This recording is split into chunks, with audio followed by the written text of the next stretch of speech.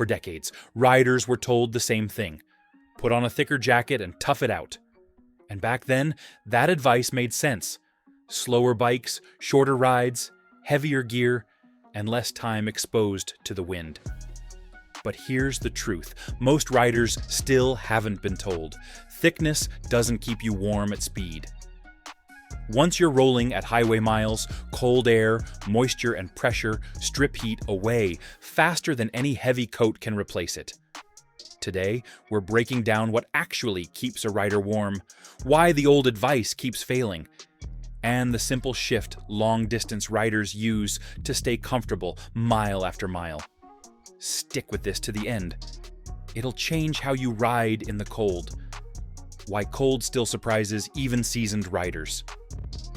It is strange how a rider can spend decades on the road, cross state lines in every season, and still get caught off guard by cold. You would think experience alone would build an unbreakable sense for weather, yet the chill still finds a way to slip past the instincts of even the most seasoned hands. The truth is simple: the body lies to you before the bike ever moves. Standing beside a machine in a warm garage or driveway, you feel steady, grounded, and ready. Your gear seems enough. Your jacket feels thick. Your gloves feel fine. Nothing in that moment warns you about what is waiting a few miles down the road. The first minutes of a ride are where the false confidence is built. Walking around, loading the saddlebags, checking lights, and rolling the bike forward all create a sense of mild exertion. You feel warmer than you actually are, and that warmth tricks your judgment. The cold does not show its real teeth. Until the bike settles into its rhythm, the road opens up, and the air pulls the comfort right out of you. By then, it is too late to turn around without swallowing pride. To understand why this surprise keeps happening, the story leads back to the habits riders built long before modern gear existed. How the thicker is warmer habit took over riding culture. Long before advanced fabrics and layered systems reached the mainstream, riders made do with what they had. Heavy denim, thick leather, wool shirts, and insulated hunting coats were the normal tools of the road. If the morning felt sharp, you simply added another layer and hoped the bulk would fight the cold. It was practical, it was affordable, and it was the culture. Riders of earlier decades did not have shelves full of moisture-managing materials or wind-resistant shells. They trusted weight, thickness, and ruggedness because that was what had always kept people warm in daily life. That old method worked well enough at low speeds, short trips, and casual weekend loops. It made sense in towns and on back roads where cold air had less time to settle into the bones. The approach became tradition because it matched the tools and machines of the time. Older rides were slower, shorter, and less exposed. A thick coat felt like armor, and most riders built their understanding of warmth around that simple, dependable idea. Newer technology changed the landscape, but the mindset stayed put, passed from rider to rider like a quiet inheritance. Those long-standing habits meet their first real test the moment a rider rolls out of the garage. If this breakdown is already clearing up a few cold weather myths, make sure you like this video and subscribe. Your insight matters here, so share your thoughts below. Why temperature feels different at speed? Every rider knows the moment. You push the bike down the driveway, thumb the starter, and glide into the street feeling confident. The air seems manageable, the day feels reasonable. But the second you ease onto a main road and settle into steady speed, everything changes. The cold that felt distant becomes immediate. The comfort you expected becomes thin. The temperature that seemed harmless suddenly carries a sharper edge. None of this is science class material. It is lived truth, familiar to anyone who has taken a seemingly mild morning ride and regretted it by the first intersection. The shift happens fast. What felt like a mild chill while standing still turns into something entirely different once the road stretches ahead. Your hands tighten without thinking. Your shoulders rise a little. The mind begins calculating distance, time, and whether turning back is worth the embarrassment. It feels unfair because nothing in the garage gave you a hint of what was coming. You trusted the feeling of warmth that comes from being stationary, comfortable, and sheltered.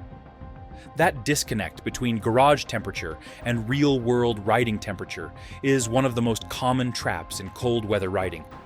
It creates confidence where caution should be. It builds assumptions that the road will quickly correct. And once corrected, a rider must push through or turn back. That leads to the deeper price revealed in the next one. Once that early shock settles in, the true cost of getting cold reveals itself mile after mile. For anyone wondering what actually works for cold riding, the gear and accessories I trust are listed below. Back to it. The hidden cost of getting cold on long days in the saddle. Cold does not simply make a rider uncomfortable. It wears a person down in ways that are easy to overlook until hours have passed. A long day on the road demands steadiness, patience, and rhythm. Once cold settles in, that rhythm breaks. You grip a little tighter. You shift your weight more often. You lose the relaxed posture that makes riding enjoyable. Each mile begins to feel heavier than the last. A ride that should have felt like freedom starts feeling like a chore. Cold also changes judgment. Riders begin making choices based on discomfort rather than the flow of the road. Stops become more frequent, not for fuel or scenery, but for relief. The mind wanders toward warmth instead of the ride ahead. What should have been a day of steady progress becomes a series of attempts to claw back comfort. Even small tasks, simple turns, lane changes, or routine maneuvers begin to feel stiff and clumsy. By the time the destination comes into view, the pride of pushing through often overshadows the frustration of what the cold took away. It steals the enjoyment, the ease, and the confidence that define a good ride. And as this one closes, one thing becomes clear. Cold weather riding has never been about toughness. It has always been about preparation and understanding the truth behind comfort on the open road. With the reality of cold fully exposed, the attention shifts to the mechanics behind how warmth is gained and lost. How the body generates heat. During a rider's body works like its own small engine, always producing heat as long as it is running.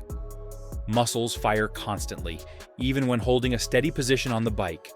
And that steady firing creates warmth the same way a motor creates heat through combustion. When the legs grip the tank, when the arms hold the bars, when the back stabilizes the torso, every one of those actions adds a little more heat to the system. None of it feels dramatic, but it is steady, reliable, and essential. The body is always making heat as long as it has fuel and is allowed to work. This natural warmth feels dependable because it mirrors a familiar pattern. Just like an engine idling higher when a load is applied, the body increases its heat output during effort. Walking around the garage, loading the bike, and preparing for the ride give a brief boost that convinces riders they are ready for the cold. Even small adjustments on the bike balancing at a stop sign or maneuvering through a parking lot add enough heat to feel comforting. That warmth creates the illusion that the body can simply outwork the cold with effort alone. Seeing how the body creates heat sets the stage for understanding the forces that quietly steal it away. The three processes that strip heat away. Heat does not disappear randomly.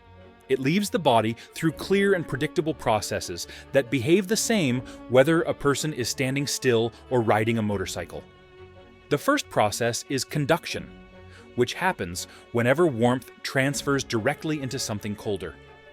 If a rider leans against a cold surface or grips cold handlebars, the heat moves out of the body and into that colder object. It is steady, quiet, and entirely based on contact. The second process is evaporation, which works by carrying heat away when moisture turns into vapor. Any dampness trapped close to the skin becomes a vehicle for heat loss. The moisture lifts warmth with it as it rises, and the process repeats until the surrounding environment stops it. Evaporation is powerful because it uses the body's own heat to drive the change, and once it starts, It does not stop without a barrier or different fabric behavior. The third process is convection, which removes heat whenever warmth rises away from the body and is replaced by cooler air or fluid. Although riders often associate this with movement, the process itself exists even when sitting still. Warm air close to the body lifts away, cooler air takes its place, and the cycle repeats. The body constantly warms the air around it, and that warmed air constantly moves off. Once those forces are clear, the materials designed to counter them take on a whole new meaning. How modern fabrics handle heat and stress. Modern textiles are designed to manage heat, moisture, and movement far better than older materials ever could. Each fabric carries its own set of behaviors that determine how well it supports a rider's comfort on a cold day. Wicking fabrics pull moisture away from the skin through narrow channels built into their fibers. This movement keeps the surface dry so heat production can continue without interruption. Wicking does not create warmth, but it protects the warmth already earned by keeping the skin free from dampness. Other fabrics focus on loft, the tiny spaces inside fibers that trap warm air. These pockets act like a temporary storage system, holding the heat created by the body and releasing it slowly. Loft collapses under pressure, so the fabric must remain light, springy, and unconstrained to work properly. When loft is preserved, it acts almost like a miniature insulation chamber built directly into the gear. Density plays another role, affecting how a fabric resists outside elements. Tighter weaves slow the movement of air and moisture from both directions, giving the body a more stable internal climate to work within. A dense weave does not provide heat on its own, but it reduces how quickly the environment interferes with the rider's temperature. Even the strongest fabrics face their limits, and those limits appear the instant moisture finds a way inside. What happens when moisture gets inside? Clothing. Moisture does not simply sit still once it enters a piece of clothing. It moves, spreads, and changes the behavior of every material it touches. As soon as water reaches the inside of a garment, it begins migrating through the fibers, seeking any available path. This migration displaces the warm air that fabrics work so hard to hold, eliminating the buffer that keeps a rider comfortable. The moment moisture invades those spaces, the garment loses its ability to manage heat effectively. Saturation is the next stage, where fibers absorb more water than they can manage. Once saturated, a fabric becomes heavier and clings closer to the skin. That closeness removes the small gaps needed for warmth retention. Even materials designed with loft or density begin to falter because they are forced into shapes they were never meant to hold while wet. The garment stops behaving like a tool and starts acting like a weight. As this happens, thermal collapse follows. The material no longer shields the body from cooling forces, nor does it support the heat generated by movement. Instead, it encourages a downward spiral where moisture continues spreading, fibers continue loosening, and comfort continues fading. A rider may not notice the change immediately, but the drop in warmth becomes unavoidable over time. With the science decoded, it becomes possible to build a gear system that actually works on the road. The base layer system, keeping the skin dry and stable. A base layer does not keep a rider warm by adding heat. Its job is much simpler and far more important. It controls the climate right against the skin, managing comfort at the most personal level. When a rider chooses the right base layer, the material works quietly to move moisture away from the body and maintain a stable, dry surface. That stability keeps the rider from feeling clammy or sticky, and it prevents the small shifts in discomfort that can distract from the ride. The base layer behaves almost like a skin assistant, regulating the immediate environment without adding any bulk. The best base layers use fibers designed to pull moisture outward. They stay smooth against the body and never trap dampness. A good base layer also stretches and shifts with movement, staying close without restricting. Riders sometimes underestimate how much this matters, but comfort at the skin level sets the tone for the rest of the gear system. When the base layer works properly, everything above it performs better because it is not fighting unnecessary discomfort. Choosing the right base layer means looking for simplicity and efficiency. It should feel light, breathable, and unobtrusive. Once on the bike, the rider should forget it is there. That is the sign of a base layer doing its job. And when this foundation is set correctly, the next layer above it can focus on a different task entirely. After the foundation at the skin is stable, the role of pure heat retention comes into focus. If you value straight talk built on real miles, subscribe before you head out. Every week we dig into the truth behind riding comfort, gear choices, and the stories most riders overlook. Stay connected so you never miss the next deep dive. How trapped air actually keeps you warm. Insulation works through one powerful idea: trapping air. Air warmed by the body stays in small pockets within the material, and those pockets act as temporary reservoirs of heat. The insulation layer does not generate warmth, and it does not block anything. Its only purpose is to keep the warm air created by the rider from escaping too quickly. This process depends entirely on loft, the springy structure inside the fabric that forms the pockets. When loft is healthy, the insulation layer performs at its best. Compression becomes the enemy of insulation because it squeezes these air pockets flat. When a rider uses gear that is too tight or packed too firmly under other layers, the insulation loses its ability to hold air. That is why good insulation always maintains a certain thickness and bounce. It must stay light, airy, and unconstrained to operate the way it was designed. Riders who rely on insulation must choose materials that resist flattening, even after long periods in the saddle. Heat retention is a balance. The insulation layer should be thick enough to manage the air it traps, but not so bulky that it limits movement. The goal is not to create weight, but to preserve warmth efficiently. When this balance works, the rider experiences steady, long-lasting comfort without needing excessive layers. Proper insulation makes every mile feel smoother and less taxing. And once the air is held in place, the next one of the system handles everything the road throws from the outside. Once warmth is held in place, the outermost layer must stand guard against everything the ride throws at it. The outer shell as a rider's environmental shield. The outer shell serves as the rider's protective armor against the outside world. It faces debris from the road, spray from passing traffic, and the cold exposure that naturally comes with open-air travel. This layer must be sturdy enough to take hits without tearing, flexible enough to move with the rider, and reliable enough to handle long-distance conditions. Its strength lies not in creating warmth, but in preserving the conditions the inner layers have already established. A good outer shell resists intrusion. When grit, rain, or chilled air tries to reach the insulation, the shell stands as the barrier that prevents the environment from interfering with the rider's comfort. Construction quality matters. Seams, closures, and panels must all be built with the same purpose, keeping the internal system undisturbed. If a shell fails in any of these areas, the entire gear setup suffers. Durability is another key trait. An outer shell must hold up through repeated use, long rides, and changing conditions.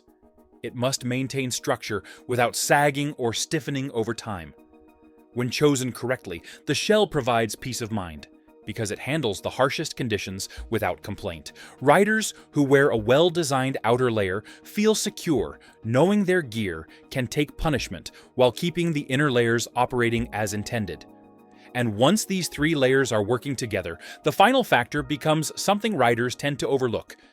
Even the best equipment falls short if the rider cannot move with ease, which brings the final element into view. Why mobility and flexibility matter more than bulk. A rider's ability to move freely plays a larger role in comfort than many expect. When gear is too stiff or too bulky, the body must work harder to maintain control. That extra effort becomes noticeable over the course of a long ride. Mobility matters because riding is not a static activity.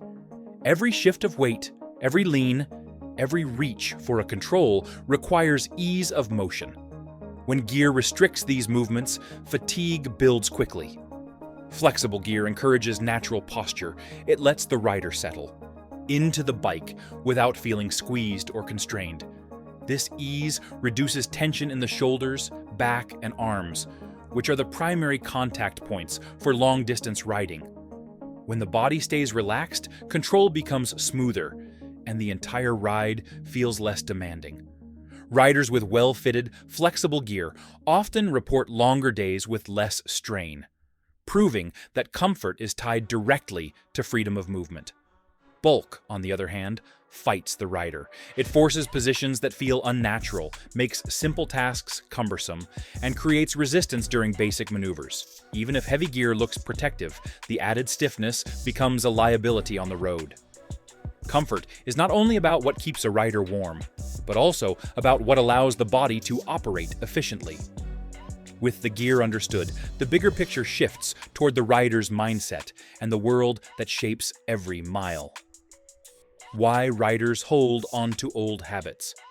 Even when they know better, riders often cling to old habits because those habits feel like part of who they are.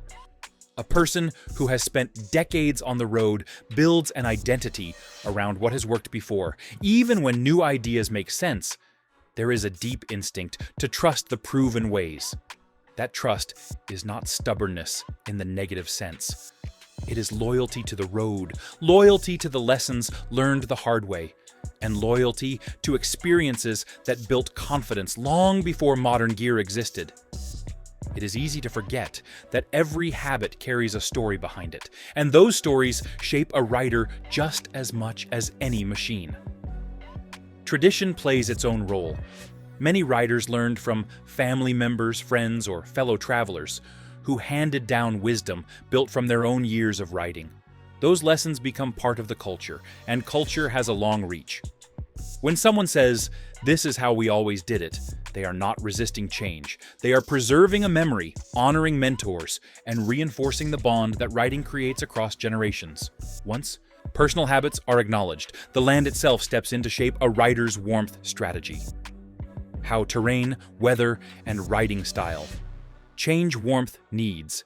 Every region shapes a rider's warmth strategy differently. Deserts, for example, fool many travelers with their daylight heat. As soon as the sun drops, the temperature falls sharply, and the dry air pulls warmth out faster than expected. Plains create another challenge. Their wide openness offers no shelter, no natural breaks, and no transitions. A rider may feel steady at low speed, only to realize that long, uninterrupted stretches demand far more preparation. Mountain passes shift conditions constantly. Climbing several thousand feet in a single ride brings sudden drops that catch riders unaware. What begins as a mild morning at the base can turn into a near-freezing experience at the summit. The changes happen quickly, and the gear system must match the unpredictability of the terrain. Coastal regions introduce humidity, which sticks to clothing and creates a persistent chill that lingers even after temperatures rise. The air feels heavier, the dampness settles in, and warmth becomes harder to maintain. Riding style plays just as large a role as geography. Short, aggressive riding burns more energy and can make conditions feel manageable, but long, relaxed touring exposes the rider to slow, steady cooling over time. Route choices matter too. Shaded back roads hold cold longer than open highways, while early morning departures or late evening returns carry their own temperature swings.